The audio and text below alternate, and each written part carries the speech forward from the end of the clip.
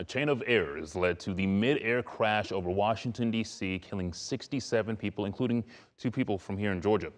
Those are the findings released in a final report from the NTSB. The report blames multiple failures across different parts of the government, including the FAA and the Army. It specifically points to the FAA's placement of a helicopter route, calling it too close to Ronald Reagan Washington National Airport.